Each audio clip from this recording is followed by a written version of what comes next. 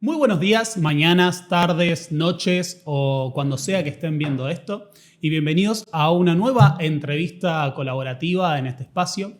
El día de hoy me acompaña Juan Grabois, dirigente social, militante, representante del campo popular y candidato a presidente, posiblemente. ¿Cómo estás, Juan? Muy bien, muy contento de estar acá. Para nosotros es un gusto enorme que estés el día de hoy. De nuevo, no tenemos la intención de llenarte de halagos, chuparte las medias, pero hay muchos que nos sentimos movilizados no solo por la posición que estás tomando en este contexto de la coyuntura política argentina, sino también por lo que representa históricamente que en el contexto del orden neoliberal a nivel mundial y en el que hay dinámicas del capitalismo cada vez más excluyentes, que haya un representante justamente de esos sectores más excluidos y de los nuevos movimientos populares que se proponga debatir y disputar en la arena política a nivel nacional. Así que... Espectacular, bueno, muchas gracias y a mí me gusta mucho estar porque, aunque no tengo esa capacidad de retención que tenés vos, me cuestan los años y los nombres. Creo que parte de la crisis de orientación de los movimientos nacional populares, particularmente en la Argentina, pero en otros países de América Latina, tiene que ver con la pérdida de conciencia histórica de algunos de sus dirigentes, integrantes o infiltrados, por decirlo de alguna manera. Pero, por ejemplo, para darte el caso de Guzmán, un buen tipo. ¿Cuál es el problema de Guzmán? No tenía perspectiva histórica. Y desde luego no tenía calle, no se había reencontrado con su patria, con su pueblo, y la falta de comprensión histórica te lleva a cometer una y otra vez los mismos errores, o por lo menos una aproximación, ¿no?, a lo que ha sucedido en tu país durante los últimos siglos, para ver si puedes sacar alguna lección. Seguramente alguna lección se pueda sacar, entonces me encanta que haya gente joven de una generación posterior a la mía haciendo este laburo. Así que muy contento de estar acá. Bueno, en particular la historia no es solo una disciplina de museo, sino que una de las militancias que uno tiene que defender es que la historia es el análisis de la materia viva de la que se compone la sociedad. Y solo a través de comprender no solo nuestro presente y su significado histórico, sino las mecánicas que operan en la realidad podemos, aunque sea proponernos la posibilidad de cambiarla, o apostar a un proyecto que esté a la altura de las circunstancias. Mira, pienso, ¿no?, que Bergoglio, cuando categorizaba al sujeto pueblo, a diferencia del concepto de sociedad, que la palabra sociedad es una categoría de la ilustración, del positivismo, una categoría sociológica, si se quiere, una categoría abstracta. Y que el pueblo, como sujeto colectivo, era una categoría mítica e histórica. Es decir, un pueblo no se puede configurar sin conocer su historia y sin conocer sus mitos, ¿no?, que es parte de la forma popular de historizar. Y todos los grandes proyectos políticos que tuvimos en América Latina tienen como base una revisión de la propia historia, ¿no? O sea, yo milito en un grupo, una organización política que se llama Patria Grande. Eso no es porque nos resulta simpático hablar de la Patria Grande. Tiene que ver con un análisis del proceso histórico de América Latina. Por lo tanto, me parece fundamental esta tarea y creo que hay que reproducirla. Además, es la propia narrativa muchas veces cuando, qué sé yo, dentro del campo, no sé, de la ortodoxia marxista se discutía esto de, bueno, pero si no se cambia la estructura material y si no se apunta a esos cambios en las relaciones de producción, no se puede proponer nada nuevo. Sí. Y la narrativa, a veces eso es central, pero hay un punto muy importante en la construcción de una narrativa o un imaginario, y hoy en día creo yo en el mundo de la comunicación, de las redes sociales, creo que hay fuerzas, no sé, como la ultraderecha, que apuntan a construir una falsa nostalgia sobre pasados ideales como propuesta política, ¿no? La Argentina del granero del mundo, la Argentina potencia. Por eso creo que también que no solo la comprensión de, bueno, esa Argentina granero del mundo era una sociedad para una clase de terratenientes oligárquicos, sino el comprender de qué provenimos aquellos que apostamos por ejemplo, la redistribución de la riqueza o la construcción de una nación soberana?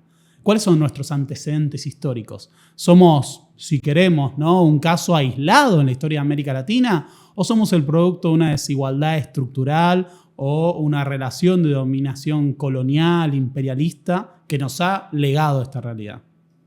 Precisamente por ahí la incomprensión de la izquierda liberal es que la filosofía y la historia en Marx y el materialismo tenía como objetivo materialismo histórico, ¿no?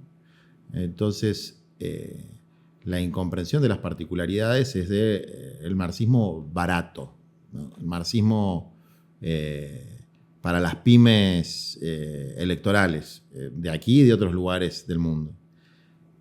Pero en nuestra historia, en muchas ocasiones, las categorías marxistas de análisis son adecuadas y después hay particularidades que nosotros tenemos que asumir desde nuestra propia identidad y de nuestras propias tradiciones intelectuales que son profundas, ricas y que lamentablemente están un poquito tapadas, ¿no?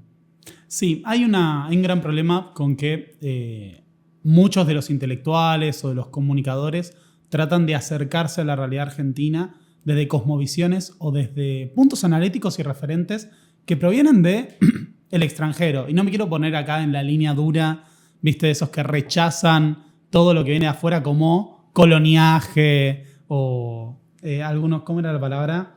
Pero era como yo te dijera anglificante. Hay una palabra que suelen usar algunos nacionalistas muy duros. Pero sí es cierto que hay tradiciones intelectuales o de construcción de sentidos, no sé, el revisionismo histórico o en el caso de la Iglesia Católica Argentina, la conformación de movimientos sacerdotes del tercer mundo o incluso, no sé, en un tema más controversial, pero las tradiciones como cristianismo y revolución y demás, que apostaban a una interpretación latinoamericana, argentina, popular de nuestra realidad. Son perspectivas, porque la perspectiva externa de otras latitudes es muy interesante. No puede constituir la única visión del fenómeno latinoamericano, el fenómeno argentino.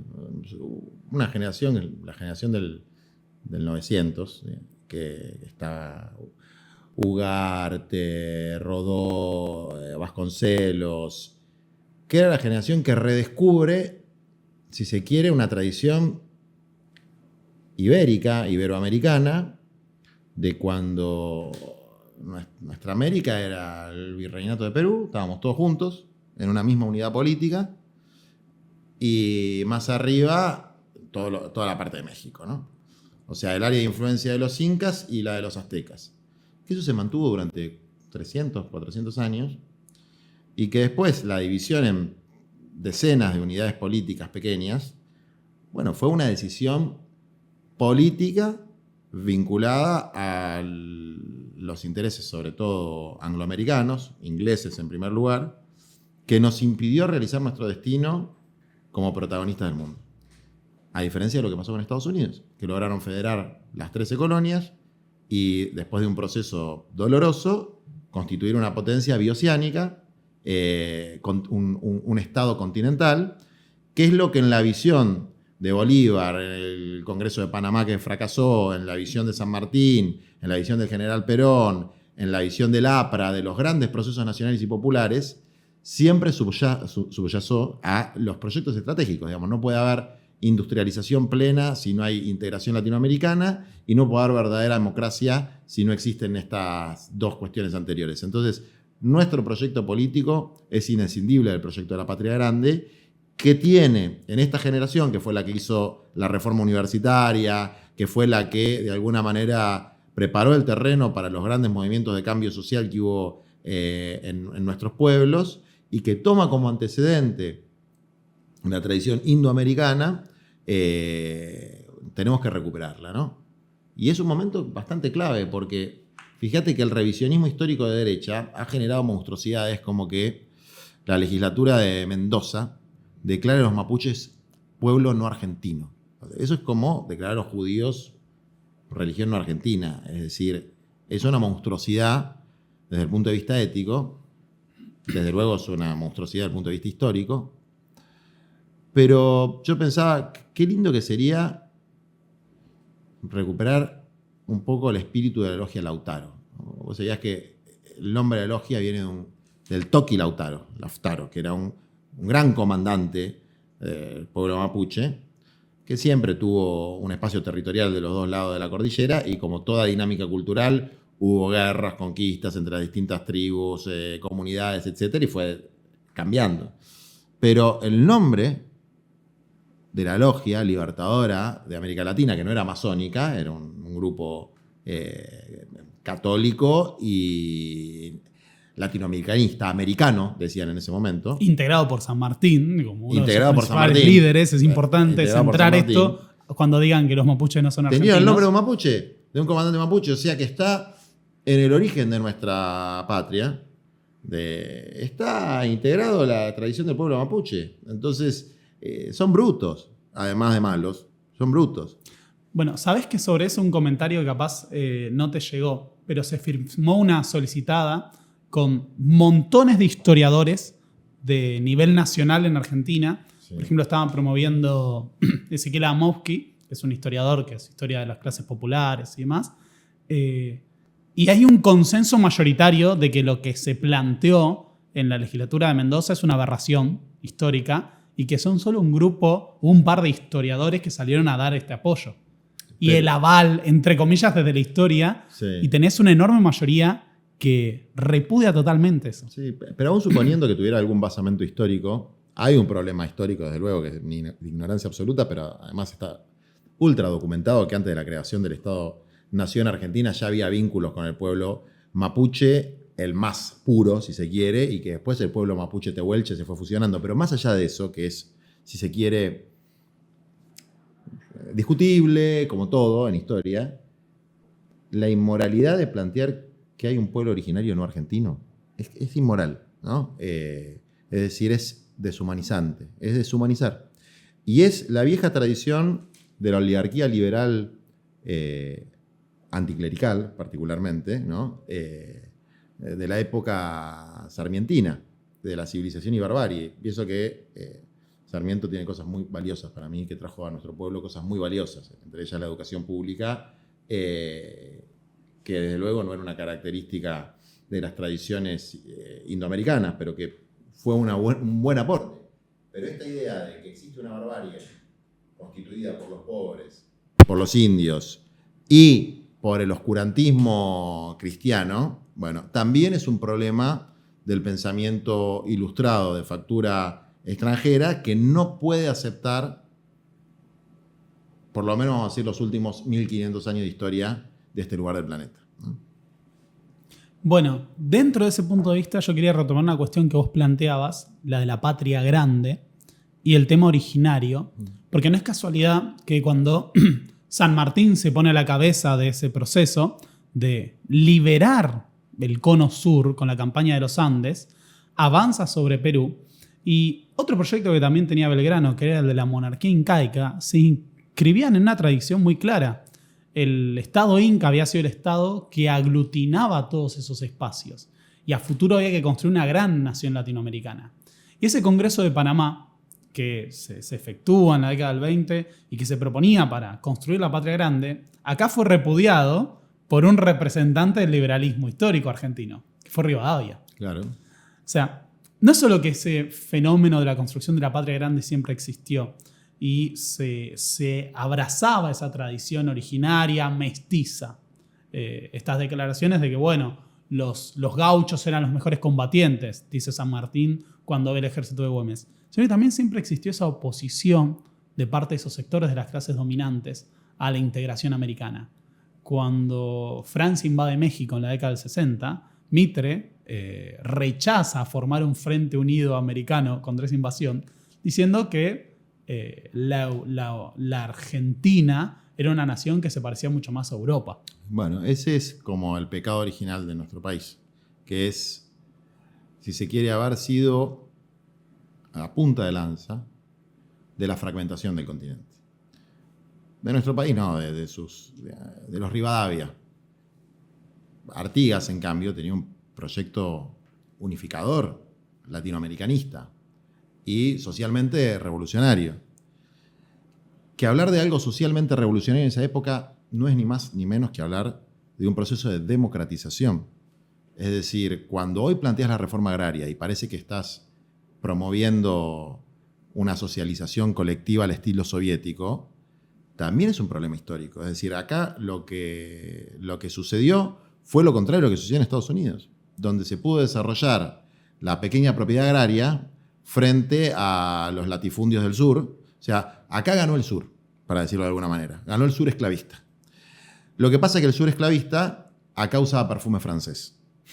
Entonces, los que promovieron un modelo económico, social y cultural antidemocrático y retardatario eran de la billetera para adentro feudales oscurantistas y de la boca para afuera eran europeos ilustrados. O sea, no hay que olvidar que Mitre, por ejemplo, tradujo la Divina Comedia al español, era un ilustrado. Bueno, ahora, pobrecito la gente de La Nación, ¿no? Tienen a Babi Echecopar, Saguier no debe saber ni hablar, balbucea el inglés. Es decir, hubo una degradación intelectual de las élites argentinas también, lo que hace que, además de ser una semicolonia, seamos una semicolonia cada vez menos, con menos perfume francés, ¿no?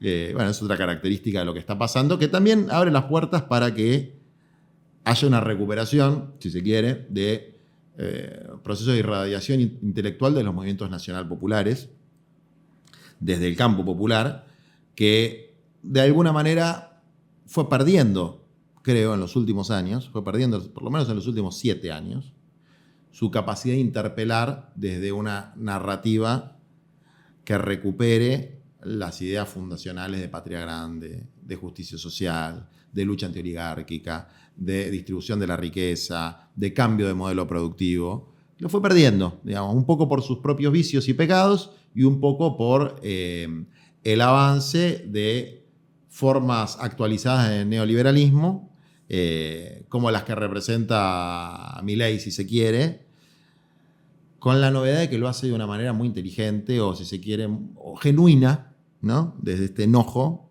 que es real. Yo con Milei estuve 6 horas hablando como... Sí, todos como vimos ese video y ese debate. La conclusión a la que llegué es que es absolutamente genuino. Él dice lo que piensa. Que lo que piense sea una monstruosidad es otro cantar, pero dice lo que piensa. Bullrich no dice lo que piensa. Bullrich podía tener un arma para matar a un soldado del ejército argentino o para matar a un militante del pueblo mapuche. A Rafael Nahuel. Exactamente. Es decir, le gusta el poder y la violencia. No es una persona que esté viviendo en un mundo de concepciones y de ideas como sí lo es Milei, ¿no? Macri también. O sea, todo este mundo de Juntos por el Cambio es un mundo casta. O sea, son peleas por poder, no peleas ideológicas. Milei es un ideólogo, digamos, de una falsa representación de la realidad, definición marxista de ideología, pero tiene una ideología desviada, inaplicable a mi gusto y con derivaciones deshumanizantes, pero tiene una ideología. Y esa ideología nos retrotrae una tradición que existió en la Argentina, que fue la tradición liberal, y que trajo cosas buenas, que es distinta a la tradición conservadora, ¿no? Que tuvo Alberdi, que fue un gran precursor de muchas cosas. O sea, Cristina dijo el otro día, prefiero la Constitución de Alberdi a la Constitución de ahora. Obviamente, preferimos la de Perón, la del 49. Sí.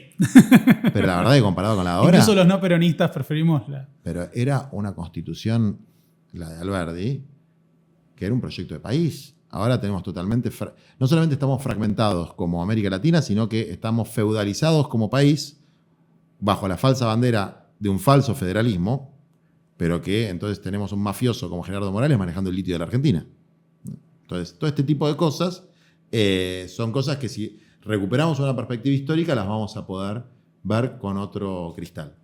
El otro día usabas una definición que a mí me retrotrae porque me interpela, que a la hora de hablar de cuáles serían los candidatos que pudieran presentarse, cuáles serían las fuerzas políticas en disputa en el frente de todos, planteabas que no había un candidato de dijiste los intereses populares o de la izquierda nacional, si queremos.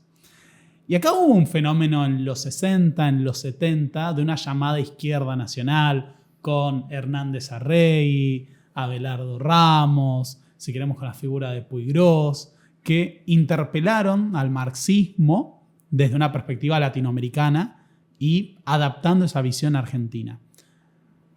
Hoy en día casi que no existe la autopercepción de una izquierda nacional. No estoy diciendo que no. Me refiero Sí. en el día a día de los militantes hay gente que se identifica peronista, kirchnerista, trotskista y dentro de grupos más cerrados, no sé, marxistas, leninistas, pero no se tiene esa idea de una izquierda nacional. Esa es una definición que, por ejemplo, alguna vez he usado yo para, digamos, identificarme a la gente que no sabe ubicar. Dice, pero este tiene algún contenido filoperonista y al mismo tiempo es zurdo. Bueno, creo que hay una tradición que debería recuperarse en ese sentido. O sea, Sí. vos, por ejemplo, ¿ves algo o una construcción intelectual que digas, esto representa el pensamiento de una izquierda nacional? ¿O en quién lo ves hoy en día? Lo más parecido a eso somos nosotros, ¿no? El Frente Patria Grande. Cristina tiene elementos de la izquierda nacional. Pero lo primero que creo que hay que recordar es que la polaridad entre izquierda y derecha es una cuestión de clase, no es una cuestión de ideas. La izquierda eran los tipos que representaban de la clase media para abajo durante las asambleas revolucionarias en Francia. Eso era la izquierda. Eso quiere decir la izquierda. La izquierda no es una cuestión cultural, es una cuestión de clase, por lo menos originariamente. El problema es que en la Argentina se ha traducido como una cuestión cultural. Es decir, por ejemplo, si sos de izquierda, sos anticlerical, o sos anticristiano, o no sos peronista, ¿no? Los movimientos nacional populares fueron la izquierda latinoamericana, fueron los representantes de los intereses de las clases empobrecidas, de las clases populares, de los trabajadores, del proletariado industrial, en el caso de Argentina, los representantes de sus intereses de clase. Entonces, es imposible que no haya una izquierda. Ninguna izquierda en latinoamericana puede no ser nacional, y nacional desde el punto de vista de una perspectiva no del estrecho nacionalismo provinciano, sino de la representación de los intereses de la liberación latinoamericana y la liberación de las cadenas de dependencia. No hay una izquierda que pueda no ser nacional. Eso es otra cosa, eso será un club de intelectuales, pero no es una izquierda política. No sé si... Comparto totalmente. O sea, si quiere ser real, si quiere apostar a una construcción de poder, si quiere disputar la realidad desde el tercer mundo, necesariamente tiene que ser nacional. Y hay montones de ejemplos. El proceso de la Revolución Cubana, el proceso de la Revolución Bolivariana, el proceso del MAS en Bolivia. A mí es algo que me produce mucho rechazo, por eso yo puedo ser zurdo y podemos debatir si tuve una formación marxista-leninista y demás, pero no me puedo identificar, por ejemplo, con las corrientes trotskistas. Claro. Bueno, a ver, el marxismo, es todo un tema, el marxismo en Latinoamérica y su vínculo con los movimientos nacionales populares. Que a veces fue un vínculo de instrumentalización, de un lado y del otro. Y todos los vínculos instrumentales terminan mal. Por ejemplo, el diálogo entre cristianos y marxistas no terminó bien en América Latina. No fue fructífero, porque era un intento recíproco de infiltración, si se quiere. No era un diálogo genuino. ¿Y qué es lo que de marxismo o de las tradiciones de izquierda europeas lo esencial para mí, ¿no? La crítica del capitalismo, el acento en los intereses de clase. Lamentablemente lo que quedó fue el perfume alemán, si querés ahora, en vez de francés. Un poco más francés que alemán, pero el perfume alemán. Ni siquiera el perfume ruso, el perfume alemán. Es decir, las categorías de análisis en la intelectualidad, que no están mal, yo las uso mucho y tengo una formación fuerte en el marxismo y en el leninismo. Se nota, y es algo que no aparece en otros. Y me interesa mucho la vinculación con los fenómenos nacionales, como el vínculo entre Lenin y Connolly en Irlanda, digamos, ¿no? Lo que fue el alzamiento de Pascua, cómo Lenin sí entendía el fenómeno nacional, a diferencia de las corrientes posteriores europeizantes. Me interesa los enfoques gramscianos. Pero fundamentalmente me interesa cómo la amalgama de todas esas tradiciones se dio en intelectuales argentinos y latinoamericanos, como el propio Perón, como que Perón hablaba del socialismo nacional de manera abierta. Lo que pasa es que por socialismo nacional no se refería a una reproducción o a un calco de las experiencias socialistas de corte soviético. más soviético, de corte más marxista-leninista, es decir, no se refería precisamente a eso. ¿Y qué otra cosa quedó del marxismo? Cosas que eran accidentales, el anticlericalismo, el anticatolicismo, el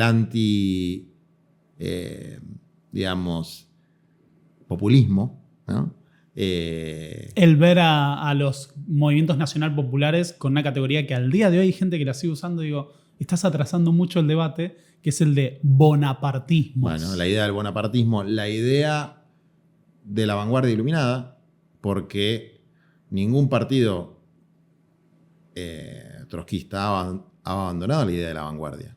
Entonces, es una vanguardia que en general son personas que tienen que guiar a una categoría inexistente en la sociedad argentina, por lo menos como la plantean ellos, que es la clase obrera en términos trotskistas, hacia una revolución. Lo que yo me fui dando cuenta es que no se lo creen.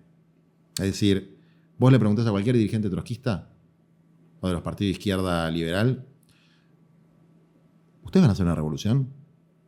Explícame, ¿van a hacer una revolución? Es decir, ¿van a tomar el poder del Estado? ¿Van a socializar los medios de producción y de cambio y van a crear una sociedad sin clases o al menos con el 100% de propiedad pública nacionalizada?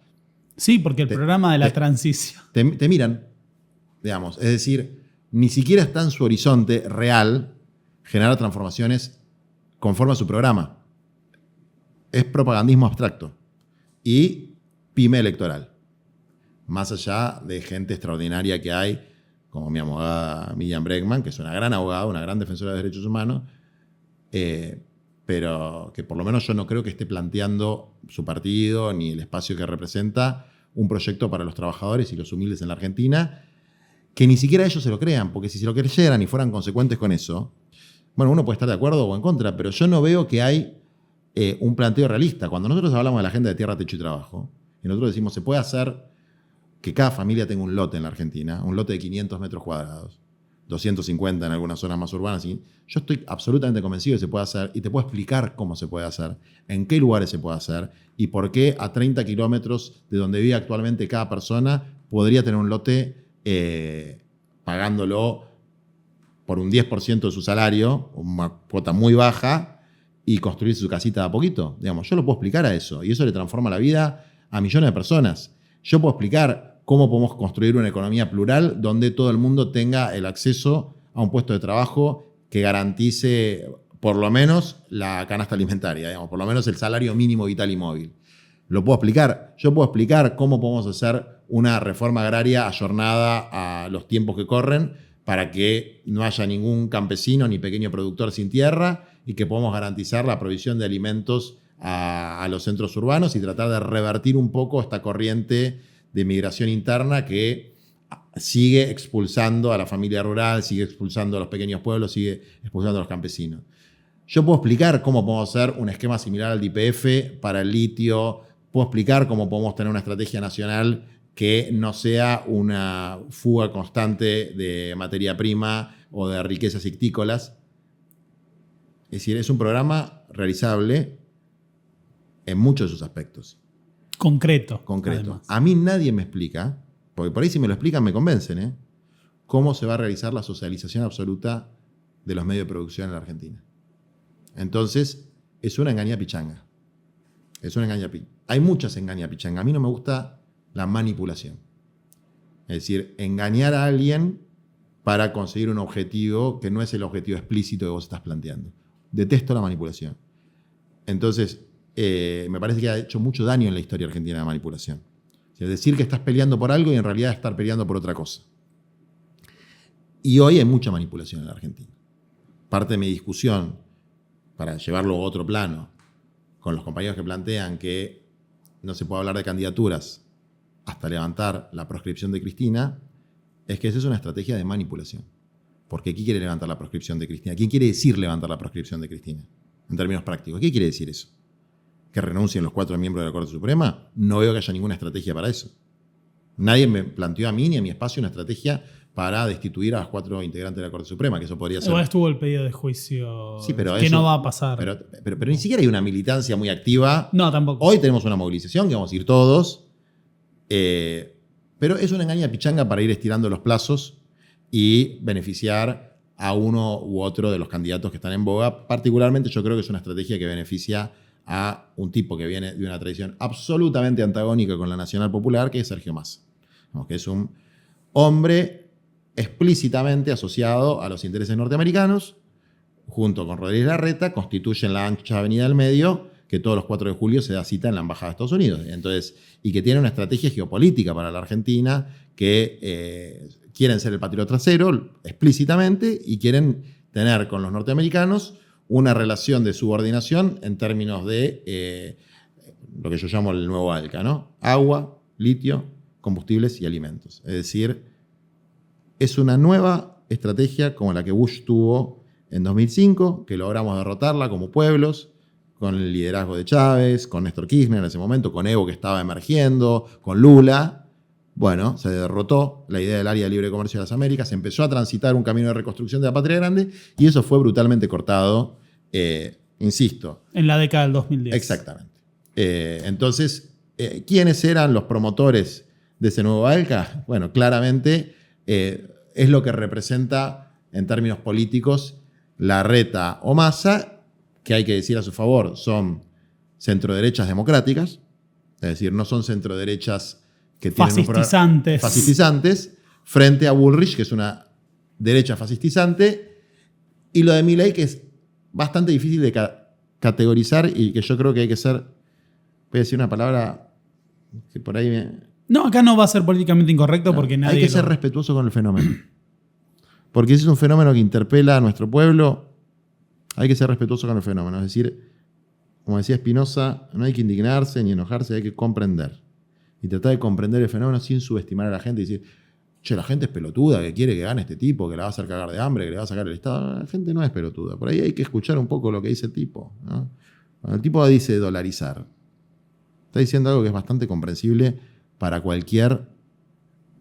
el más pobre de los pequeños productores hortícolas que compra semillas en dólares, o para el más pobre de los bolivianos, costureros que tiene que mandar una remesa a su país y no sabe a qué tipo de cambio se la van a tomar, o para el más precarizado de los youtubers que no puede cobrar los dólares que le paga YouTube porque, bueno, entonces, dolarizar. Yo no estoy de acuerdo, creo que va a tener consecuencias terribles, pero está planteando una salida.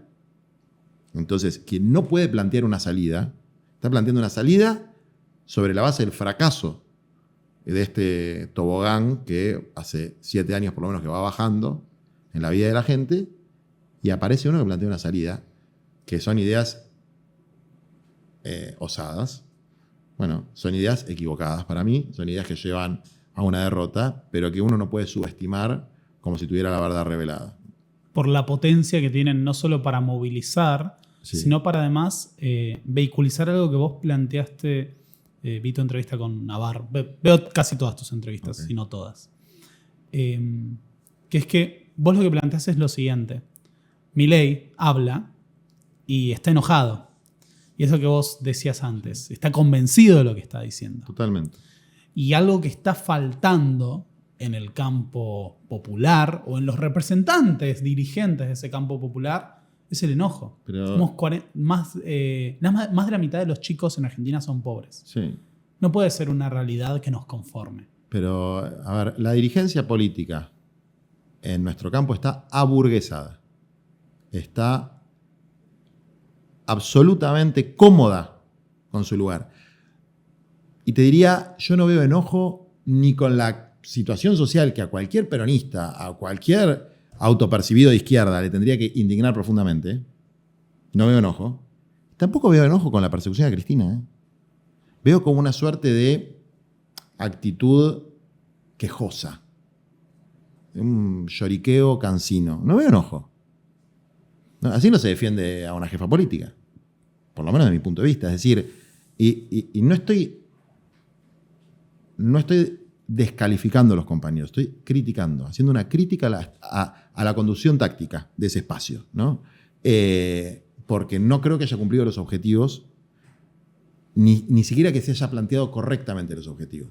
Pero hay un sustrato anterior, que es, si se quiere, prepolítico, que tiene que ver con el enojo, con la justa indignación frente a una realidad muy tremenda para una parte de nuestro pueblo. Y eso no se puede fabricar, no se puede actuar. No hay forma de que un coach te insufle enojo. O lo sentís o no lo sentís. Y eso de no entender la fuerza de los sentimientos y de las emociones en la política es lo que diferencia a un elitista de un integrante, un militante popular. No entender, no poder empatizar con los sentimientos de nuestros compañeros, sobre todo de los sectores populares, no tener sangre, por decirlo de alguna manera, es una característica propia de las élites, ¿no? Élites de izquierda, de derecha, lo que quieras, que no tienen sangre, que no sienten. Bueno, Milei odia fuerte, siente fuerte, y eso empatiza con lo que está pasando en nuestra sociedad. Y yo lo voy a combatir, desde luego, pero lo voy a combatir no porque está despeinado y grita, no subestimando a alguien que interpela a las clases populares en la Argentina. O sea, asumiendo que es un desafío dar esa batalla. Y dar esa batalla con fundamentos, con acciones y sobre todo con empatía.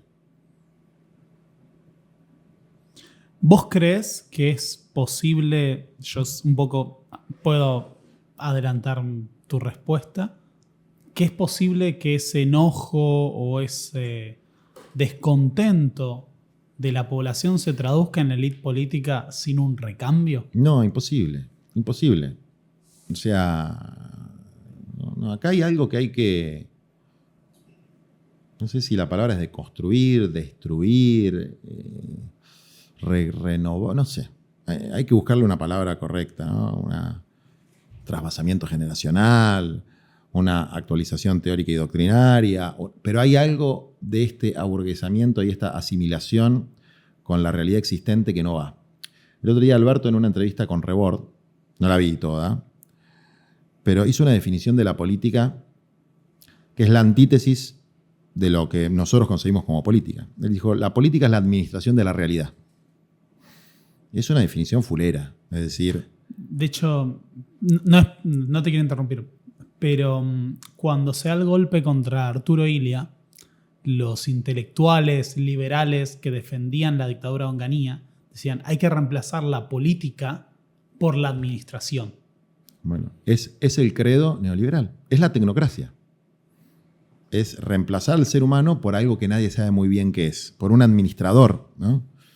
Y un administrador de una realidad colonial, de una realidad de empobrecimiento. Es decir, esta realidad administrar, porque si estuviéramos en Suecia, en Noruega, y bueno, me hablas de un administrador y capaz que lo escucho, pero acá necesitamos gente que administre esta miseria, de ninguna manera, porque la realidad que tenemos hoy es miserable. Entonces, creo que él lo dice brutal y explícitamente, pero que hay en el staff político permanente de los últimos 15 años, hay mucho de administradores. Hay muchos administradores. Por eso, y vuelvo con la figura de Cristina, porque me parece que el diferencial de ella es que no es una administradora. Y que nunca se puso en esa posición. Y que puede ponerse en una cámara y decir, yo no voy a ser candidata, no voy a tener fueros. Y está diciendo la verdad. Es decir, es genuina. Por eso conecta con un sector de la población. Puedes estar de acuerdo, más o menos de acuerdo, muy de acuerdo, valorar las realizaciones de su etapa, más o menos, más o nada, pero es de una pieza. Es lo que es. Y tiene agallas. Eso, en un momento de crisis como el que estamos, si vos no ves que la conducción de un proceso determinado vaya hacia la izquierda, hacia la derecha, va hacia lo nacional, popular o colonial, tenga agallas, tenga 2 o 3 ideas más o menos claras, y que crean lo que está diciendo, lo que tenés son administradores. Y yo no creo que sea un tiempo de administradores. Administradores y especuladores. Sí. Porque uno de los grandes desafíos, creo yo, es, dado que está esa falta de convicción, dado que falta ese impulso, está el cómo nos vamos a adaptar e integrar a lo que venga, sin importar lo que venga. Uh-huh. Y cómo transicionar. Uh-huh. Y que cada uno conserve su puesto. O no su puesto, pero uno parecido en el orden que sigue. Está bueno lo de transicionar, lo voy a usar. Hay algunos que están transicionando a masistas, otros que están transicionando a larretistas, de los más variopintos personajes que existen. Es decir, estamos en un momento de transicionamiento a algo muy malo, muy malo. En algunos casos es por una idea de la realpolitik o por una cuestión táctica razonada, ¿no? Que yo no comparto, pero es razonada. Y en otros casos es por la necesidad de sostener posiciones de privilegio dentro del staff político permanente. Bueno, sobre eso de la transición hay un punto problemático yo creo que es necesario considerar. Nosotros tuvimos la transición al orden neoliberal bajo un gobierno peronista, que fue el de Menem, que durante 10 años construyó una hegemonía totalmente sólida. Fue el presidente que más tiempo seguido gobernó la historia argentina, es el segundo presidente que más tiempo gobernó la Argentina, y lo hizo con el aparato del Partido Justicialista. No es que me quiera meter en un terreno controversial. Eso sí. Pero Juan Carlos Torre en su momento tenía un análisis que decía, fue un cálculo de supervivencia política, lo plantea. No fue adaptarse para salvar la economía, fue adaptarse para salvar la gobernabilidad como fuerza. Algo de eso hay. Yo creo que había un tsunami en la historia, después de la caída de la Unión Soviética, el cambio del mundo bipolar al mundo unipolar, el fin de la historia, el fin de las ideas, que fue una ola que arrastró millones de conciencias de cuadros políticos mucho más formados de los que tenemos hoy, que venían de los 60, de los 70, es decir, se cayó el mundo, cambió el paradigma de una manera tremenda. Fue un shock. Entiendo más a esos transicionados que a los de ahora. Porque ahora hay un mundo con más posibilidades. O sea, no es el fin de la historia. Pasó el kirchnerismo. Pasó el kirchnerismo. Pasó Chávez. Exactamente. Tenemos a López Obrador. Evo hizo una revolución. Tenemos el gobierno de Petro. Está Petro. En Colombia. Hay un pibe que ganó las elecciones en Chile. No sé cómo está haciendo el gobierno, pero era inconcebible que en Chile gane y que haya una alcaldesa del Partido Comunista. O sea, están pasando cosas que, bueno, parece que la historia no había terminado. Y eso, por lo menos a partir del 2000, 2001, hubo una recuperación de la perspectiva de transformación histórica a partir de la política. Entonces, no entiendo por qué opera un fenómeno similar al de los 90 hoy, cuando el contexto es tan distinto. Pero, o lo entiendo y trato de no comentarlo. Pero, ¿qué fue lo que rompió esa normalidad neoliberal? ¿Qué rompió el espejismo neoliberal? No fue la política partidaria. No fue Página 12. Fue el pueblo pobre, los desocupados, fueron los piqueteros, fue el MTA de Moyano en ese momento, fue la CTA, o sea, fueron las marchas federales, fue el perro Santillán. Eso rompió la normalidad neoliberal. El Santiagazo, el Tucumanazo, Cutralcó, Mosconi, Pepino Fernández, la Unión de Trabajadores Ocupados de Mosconi, que hoy fue el gran líder del movimiento piquetero en la Argentina, el primero, y era un ex ipefiano que hizo las grandes puebladas. Y todo eso, si se quiere, hasta el asesinato de Maxi Darío, fue un ciclo de combate antineoliberal, a punto tal que se convirtió en hegemónico en la sociedad. Y cuando Rodríguez Sá plantea el default de la deuda, lo aplaudió todo el mundo. Sí. ¿Por qué? Porque era una cosa que no se sostenía más. Pero no se sostenía más porque la gente peleó. Porque es mentira que las cosas llegan a un límite objetivo. La realidad es hay límites objetivos, pero están muy lejos. O sea, la degradación puede seguir y puede seguir y puede seguir lentamente y podemos terminar en ser un país de África subsahariana y si no hay un elemento subjetivo de combate, eso va a seguir siendo así. Nos vamos a ir adaptando, digamos, a esas condiciones de animalización del ser humano, de destrucción de los derechos que se conquistaron en otra etapa. Entonces, ese movimiento de resistencia fue el padre y la madre del proceso kirchnerista. Una cosa que una vez la discutí con Cristina. Cristina dijo en un discurso, el kirchnerismo creó los movimientos sociales. Y yo dije a Cristina, no, los movimientos sociales crearon el kirchnerismo. Ustedes son hijos de la sangre de Maxi Darío. No hubiesen, hasta en términos directos te lo digo. Sí, es que Duhalde no hubiese renunciado. Fue el intento o el proceso de traducción de ese emergente social.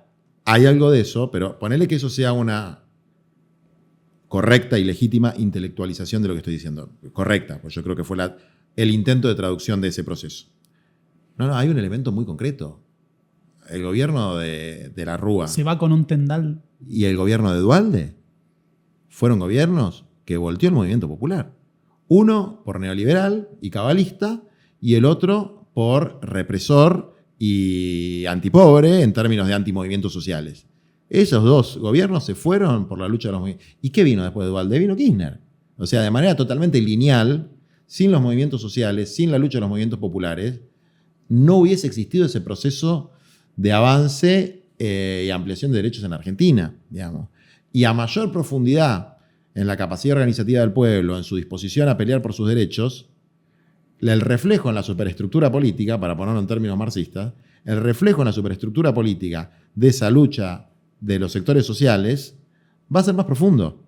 Entonces, el problema es la domesticación del movimiento sindical, de los movimientos sociales, que se produce con mayor facilidad durante gobiernos peronistas que durante gobiernos conservadores, liberales, etc. Es más fácil para los que asumen la tradición nacional y popular o la figura de Perón mientras gobiernan, domesticar a las dirigencias. Pero eso, en algún momento, si se produce lo que se tiene que producir y se tiene que producir ahora, que es un cambio en la posesión del bastón de mariscal, en los distintos bastones de mariscal que hay, no hay fuerza que lo pueda limitar, ¿no? Porque está muy arraigado en la tradición de lucha de nuestro pueblo. Bueno, sobre eso yo te quería hacer un planteo sobre cuál es tu perspectiva de esto. Había un análisis que planteaba Ezequiel Amosky en un trabajo que se hizo en su momento, que era de la crisis del 2001 al kirchnerismo. Que esta cuestión, que también aparece en la era Macri, que es el fantasma del 2001. No el fantasma del 2001 como que unos colectiveros, en medio de un reclamo legítimo, pero que fue un poco aparateado, como el que ocurrió en estos días, digan que se vayan todos. Sino en el sentido, que ahora podemos discutir eso, en el sentido de que la crisis del 2001 creo que es imposible de alejar de lo que fue el proyecto de gobierno de Cambiemos. Un proyecto de gobierno que aún con su enfoque colonial, liberal, conservador, siento que no se animó a llevar adelante ciertas reformas estructurales por esos fantasmas. Bueno, hay mucho de eso. Por eso esa es la autocrítica del macrismo. Fuimos demasiado buenos. Y fundamentalmente es una crítica en la que reiterativamente se lo vincula a la relación de negociación, de conflicto y negociación con los movimientos sociales. Es decir, no avanzaron con determinadas reformas porque había una capacidad de resistencia muy fuerte. O sea, había límites que no iban a poder cruzar. Y la verdad que yo creo que fue una decisión bastante sensata. Lo que pasa es que Macri, el ala dura, si se quiere, dice, no, a ver, que es el mismo razonamiento de los milicos en el 76. Si queremos una reforma neoliberal, no se puede hacer por el camino democrático. No se puede hacer. No se puede hacer sin represión. No se puede hacer sin persecución. Y esa es la conclusión a la que llega Macri explícitamente en su último libro. Tenemos que hacer las cosas rápido, cirugía mayor, y para eso tenemos que reventar a los que se nos pongan enfrente, digamos. Y Él tuvo una declaración que dijo, tenés que estar dispuesto a tener muertos en la calle. Totalmente. Dijo. Pero, a ver, eso está muy en los círculos semidiplomáticos o de vínculos internacionales de la nueva derecha continental. Esta idea. Si vos ves lo que pasa en Perú, lo que pasó en Ecuador, lo que pasó en Colombia, lo que pasó en Chile, hay bueno, puedo seguir diciendo ejemplos, en Bolivia, hay una idea de la necesidad de un fortalecimiento de los procesos represivos, policiales y en algunos casos policiales y militares, como en el caso de Perú, para neutralizar cualquier perspectiva de consolidar estados con un mayor peso en las decisiones económicas estratégicas o de avanzar hacia desregulaciones y liberalizaciones parecidas a la década del 90. Entonces vos tenés situaciones como la de Perú, que a Castillo lo voltean, justo y casualmente cuando se vencían los contratos ley de la Constitución de Fujimori, que eran las concesiones mineras. Y así vos podés repasar todo lo que ha pasado en América Latina en los últimos 5, 6, 7 años. El litio en Bolivia. Bueno, lo del litio en Bolivia es una cosa escandalosamente evidente, digamos, ¿no? Con mucho apoyo logístico argentino y con una coordinación tan desfachatadamente abierta de la embajada norteamericana, que no tienen embajada en Bolivia, tenían una especie de, no se llama consulado, se llama agregaduría de negocios, que llamaron a una reunión un mes antes del golpe, un mes y medio antes del golpe, donde fueron los embajadores argentinos, que el argentino fue el más vivo, que no fue, mandó a un segundo que hizo un informe, que yo los tengo, esos informes, cuando fui a Bolivia los conseguí, al de Brasil, época de Bolsonaro, y creo que al de Chile, y alguno más, a plantear cómo iban a cubrir de legitimidad internacional el gobierno golpista, digamos, ¿no? Es decir, había objetivos geopolíticos y económicos muy claros en todos esos procesos. Como creo que hay detrás de los intentos de asesinato de Cristina, de la persecución de Cristina, etc. Es decir, nadie hace esas cosas gratis. No hay ningún militante de grandes convicciones que quiera entregar el patrimonio patrio. Es por plata. Eso es por plata. Al único que veo que lo puede llegar a hacer por convicción es a Milei. Es Milei, sí. Claro, pero porque está... Y te lo dice uno del palo, porque tiene un tornillo medio suelto. Bueno, también para hacer algunas cosas hay que tener un tornillo medio suelto. Ahora, todos los demás son muy, les gusta la guita y el poder, no hay demasiado más ahí. Entonces, un poco el planteo es, hay intereses muy concretos, muy fáciles de explicar, muy tangibles detrás de lo que está pasando en la política a nivel nacional y latinoamericano, y lamentablemente, en la Argentina, la mejor forma de realizar esos procesos es con el peronismo en el poder. Con el peronismo, ¿no? Con gente que dice ser peronista en el poder. La otra forma es por las malas. Y yo creo que el poder económico en la Argentina está dispuesto a cualquiera de las dos variantes.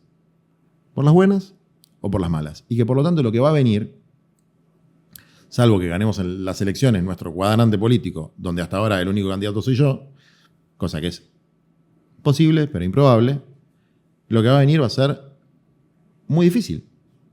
Muy difícil. Va a ser un momento de resistencia popular prolongada. Y tal vez en ese proceso de resistencia popular prolongada salgan los nuevos liderazgos, o tal vez no, y se genere un proceso de degradación continua en la Argentina que nos lleve, insisto, a un modelo no, digamos, preperonista. Bueno, voy a hacer una comparación que va a sonar desafortunada, pero no es la idea. En diciembre del 75, las Fuerzas Armadas ya tenían el objetivo de hacer el golpe. Uh-huh. Eso ya estaba claro. Uh-huh. Se había producido el alzamiento en mi patria natal en Morón de la Fuerza Aérea, uh-huh, y ya estaban las negociaciones para el golpe. Y aunque suene desafortunado esto, Videla no representaba el sector más duro del ejército. Había otros grupos, como Díaz Besone, como Suárez Mason, que incluso se plantearon, vamos a voltear al gobierno en diciembre. Y Videla tenía un planteo que era, vamos a esperar que se siga desgastando y se debilite para que haya menos resistencia cuando eso ocurra. Ya sé que la comparación puede sonar desafortunada, pero uno de mis grandes miedos y a esto quería ir con lo del fantasma de la crisis del 2001, es que yo siento que el desgaste y el proceso de desmoralización que está ocurriendo en Argentina es parte de una nueva dinámica de cómo funciona el poder, en la que la desmovilización ocurre por hartazgo y frustración. Claro, estoy de acuerdo. Y mi gran miedo es que en gran parte no solo se trate de que el 2001 está lejos generacionalmente, digamos, va a estar lejos, más lejos en 2023, para los jóvenes, no lo vivieron, no sé, yo lo vi por la tele de chiquito, sino que es parte, siento, también de una estrategia que se acomoda a los nuevos tiempos. La antipolítica, la frustración y el acomodarse a la realidad. Por eso creo que también Macri, con esto de vamos a ir más profundo, debe sentir o debe medir que no va a encontrar una movilización ante una reforma jubilatoria como en 2017. Sí, yo creo que se equivoca. Es decir, que en la Argentina hay un sustrato de resistencia muy fuerte. Lo hay en toda América Latina, cada vez más. O sea, hay algo que están haciendo abajo que todavía no toma su forma definitiva y que los dirigentes somos pobres representantes de ese proceso. Es decir, es más fuerte el proceso por abajo que en su sector dirigente. Pero yo creo que efectivamente la estrategia, o lo que está sucediendo por la propia lógica y dinámica del sistema, está más atado a las implosiones que a las explosiones. Es decir, las crisis se producen localizadas. La Matanza, por ejemplo. Ni siquiera La Matanza, González Catán. Entonces ahí se va degradando los narcos, la falta de políticas públicas, se va degradando. San Martín. Claro, exactamente, ¿no? Y barrios, y entonces eso no sale para afuera, porque no son planteos de una determinada política, como si fuera que alguien mañana sale y dice, bueno, vamos a eliminar el programa Potenciar Trabajo, vamos a eliminar la asignación universal por hijo. Es decir, se van generando efectos de degradación. Entonces, ¿cuál es la lógica del ajuste económico que hay hoy? La lógica del ajuste económico que hay hoy es la inflación sin actualización de los salarios. Goteo. Exactamente, por goteo y por pequeños saltos. Bueno, hay algunos que están muy ansiosos, entonces, aunque esa estrategia para degradar la situación de los trabajadores en la Argentina y aumentar las ganancias, que eso es lo que ha pasado en Argentina, ¿no? Aumentar las ganancias del sector empresario da resultado, la quieren acelerar. Entonces plantean la doctrina del shock. Son dos estrategias para llegar al mismo objetivo. Y en los dos casos, lo que se tiene que oponer es la resistencia social y un proyecto político alternativo. Y un proyecto político alternativo que sea realizable, realista, pero no realista en términos de administración de la realidad. No de realpolitik. Exactamente, sino de que alguien te pueda explicar cómo lo va a hacer. O por lo menos que el tipo que lo dice se crea que lo puede hacer. Es decir, si alguien te dice la frase típica de los políticos, vamos a pasar de los planes al trabajo. Es una barbaridad desde todo punto de vista, porque es descalificar a las personas que están en la economía popular, que es mentirle a la gente de que se van a generar puestos de trabajo en el sector privado de manera automática por alguna decisión macroeconómica, etc. Vos fíjate quién es el único tipo que no dice que no se mete con los planes, no dice que va a sacar los planes. Milei. Si vos lo escuchás a Milei, dice, yo no voy a sacar ningún plan. No necesita mentir, no necesita sobreactuar. Y vos ves cómo en el peronismo se van peleando para ver quién va a recortar más. ¿Quién es el más liberal del peronismo? ¿Y quién es el que más va a cagar a los pobres? Entonces, obviamente, los que defendemos las políticas sociales somos fundamentalmente las organizaciones sociales, con todos los defectos que tenemos. Entonces todos se dedican a pelearse con nosotros. Todos se dedican a pelearse con nosotros. De un lado y del otro. Entonces hay algo que no se termina de formar, que es la nueva columna vertebral del movimiento nacional, y que tiene hoy, por lo menos la mitad de esa columna vertebral son los movimientos sociales, o lo que deberíamos representar los movimientos sociales, y hay una crisis de liderazgo, porque cuando Cristina dice agarran el bastón del mariscal, ni siquiera se anotan. Yo me anoté, pero estoy pidiendo a los otros compañeros, che, anótense. A nivel nacional, a nivel... No se anotan. Yo te digo cuál es mi perspectiva de eso. A ver. Es el cálculo. Nadie quiere representar a esta gestión económica y perder las elecciones. Mira, yo te digo que hay alguien que quiere hacerlo, que es Massa. Massa quiere perder las elecciones. ¿Qué quiere decir? Quiere ganarlas, le gustaría ganarlas.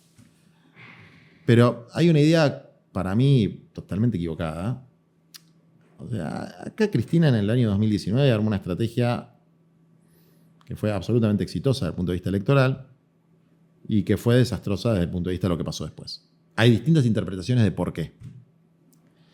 Pero hay un hecho objetivo de la realidad. Había un señor llamado Massa que tenía intención de voto 6, 7 puntos. Y un señor llamado Alberto que creo que tenía 2 puntos. Uno es presidente y el otro es el salvador que mantiene más o menos ordenado la Argentina para que no estalle. Y antes de eso fue presidente de la Cámara de Diputados. Y antes de eso fue presidente. Lo que lo coloca tercero en la línea de poder. Bueno, hoy es el tipo más poderoso de la Argentina. Massa, en la política. Hoy. Más que el presidente, el tipo más poderoso de la política en la Argentina en términos de estatalidad. Maneja los fierros del Estado. Es el que dice si se paga o no se paga una obra de infraestructura. Es el que, el que ordena la macroeconomía, el que negocia con los norteamericanos. El que te dice no puedes hacer Atucha 4 porque se enojaron el secretario de Energía de Estados Unidos y necesitamos apoyo para el fondo. Es el que define las grandes políticas en la Argentina, es Massa. ¿Por qué Massa va a volver a su 7% o 6%? ¿Por qué no querría él ser el líder de la oposición a un gobierno de su amigo Larreta? ¿Cuál sería el cálculo ahí? No hay ningún cálculo. Que el cálculo correcto es me conviene ganar las elecciones, perder las elecciones o intentar ganarlas que volver al montón de políticos veleta que siempre van a estar bajo la sombra de Cristina. Entonces, es la gran oportunidad para Massa. La gran oportunidad para Massa. Y yo creo que lo va a hacer y lamentablemente lo va a hacer con el apoyo de por lo menos un sector importante del kirchnerismo. Por eso, ¿Del peronismo o te referís del peronismo y del kirchnerismo? Del kirchnerismo. Sí, por una cuestión de cálculo. Insisto, no quiero descalificar a nadie. Yo tengo una posición distinta. Creo que eso hay que combatirlo. Firmemente. Porque es la liquidación y la licuación de las perspectivas de transformación social. De las perspectivas de soberanía económica, de independencia, de Latinoamérica, de generar la unidad latinoamericana. Me parece que es catastrófico que con los votos de Cristina se consolide una opción neoliberal. Catastrófico. Entonces, que eso hay que combatirlo. ¿De qué manera proponemos nosotros combatirlo? A través de las PASO, que por lo menos va a ser una forma, desde luego, con el movimiento social, con todo eso, para el futuro y para el presente, pero a través de las PASO, que por lo menos va a ser una forma de decir ¿Cuánto, alternativa? Y que sea una PASO ideológica, no una PASO de poder. Sea una PASO de proyectos alternativos. Digamos, si vos decís que hay una PASO entre Scioli y Massa, es una PASO de poder. Es una PASO de aparato. De aparato. De cuál va a colocar a sus cuadros y su gente para administrar. Exactamente. Y vos estás mostrándole a la sociedad, al pueblo, al peronismo, a la militancia, dos alternativas de poder. Y si vas a estar en un lado o el otro, va a determinar tus intereses en términos de poder. No es una PASO ideológica. Entonces, si vos pones a Massa y a Axel, no estoy pregonando esa PASO, porque yo creo que Axel se quede en la provincia, vos tenés una PASO ideológica ahí. Es decir, son opciones diferenciadas. Entonces, hasta como cuestión de estrategia electoral, si vos vas con pan y pan, o con, reducís, vas a tener un montón de gente que va a votar a Milei y un montón de gente que va a votar al FIT, digamos. Es así.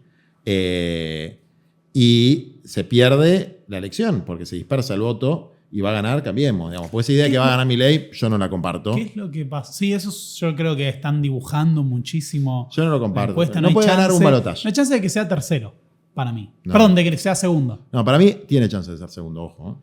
Tiene chances. Pocas, pero las tiene. Lo que no hay chance es que gane un balotaje. No hay chance, para mí, en ese sentido. Pero bueno, nunca se sabe, ¿no? Tampoco soy un experto. Lo que sí, creo que también hay chance de ganar en nuestro campo, digamos. Y de condicionar a la alternativa, si se quiere, conservadora dentro del propio Frente de Todos, si hay una PASO, y hay que determinar un programa después de las PASO que no sea un programa de entrega absoluta.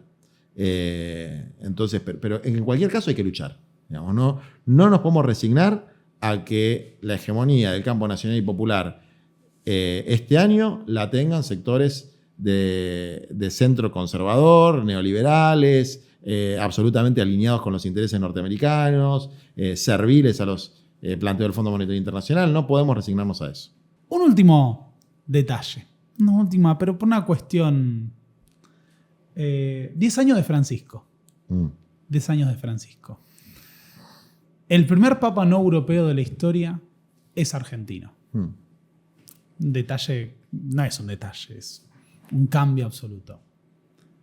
¿Qué plantearías vos o qué tendrías para decirle a las perspectivas anticlericales de ciertas izquierdas latinoamericanas? El clericalismo es una desviación del cristianismo, ¿no? Así que sean un poco anticlericales no me molesta. Lo que sí es, primero léanlo, escúchenlo, lo que está diciendo, digamos, que el contenido revolucionario de la doctrina social de Francisco. Es lo más profundo que hay de un líder relevante, sacando la cuestión espiritual, sacando hasta la cuestión histórica, ¿no? Como crítica al capitalismo, como el único que se anima a plantear desde una posición de cierta relevancia que el problema es que el sistema es estructuralmente injusto y que lo plantea abiertamente y lo plantea incluso en 4 encuentros con los movimientos populares, que es lo que a mí me tocó tener una participación en términos de coordinación, lo plantea de manera cruda, sin careta, que primero que lo lean. Y después así, un poco haciendo la historia nuestra, ¿no? De cómo fueron las conferencias de la Iglesia Latinoamericana desarrollándose en Medellín, en Puebla, en Aparecida, de cuál era el mensaje, de cómo fueron un elemento de resistencia frente al neoliberalismo, de cómo están en el corazón de todos los procesos de resistencia de los campesinos, de los trabajadores, de la configuración de los movimientos nacional populares, del APRA de Haya de la Torre, de la izquierda nacional, digamos. Es decir, que hay una inevitable conexión entre nuestros pueblos, y no solamente en su religiosidad popular, sino en sus planteos emancipatorios, en las propias guerras de independencia, digamos, ¿no? O sea, en la primera junta, la cantidad de curas que había ahí. Y entonces, estudiar la historia, ir a las fuentes y leer lo que dice el Papa en términos digamos, de programa social, político y económico, la radicalidad de ese planteo. Bueno, obviamente yo tengo un sesgo porque soy cristiano, porque lo conozco y porque lo quiero, pero tratando de contestar tu pregunta de la manera más objetiva posible, si se quiere, es, compañero, vaya a la fuente, lea lo que está diciendo, lea los 4 discursos de los movimientos populares. Uno googlea, encuentra los movimientos populares, discurso del Papa, los puede leer, no son largos. Ni siquiera le pido que lea las encíclicas, ni siquiera le pido que escuche las homilías. Lea los 4 discursos de los movimientos populares, son bien sintéticos, y después hable a partir de eso. No de una sobreideologización del rol que tiene algo que no es una institución, es un mundo, ¿no? Un mundo de cientos de miles de personas, un pueblo de pueblos, porque está en todo el mundo, porque tiene miles de expresiones distintas, porque tiene miles de rostros, miles de contradicciones internas, etc. Entonces vean lo que está diciendo este hombre, ¿no? Muchas gracias, Juan. No, ha sido un gusto enorme. Dale.